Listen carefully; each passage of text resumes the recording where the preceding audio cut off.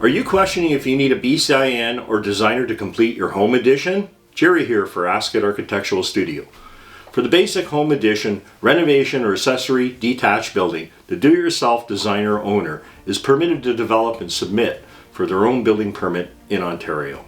I have developed this website and social video page to help the home do-it-yourself designer develop and complete their own permit drawings and to reallocate design costs to their ever-increasing construction costs. It's time that the home do-it-yourself designer becomes more engaged in the development of their drawings and applications for their building permits. I urge the home do-it-yourself designers and the design communities to follow my architectural design support channel on YouTube and to check out my website and resources. I look forward to giving back and hearing back from mine and other communities. Don't forget to hit the like button below and check out my website.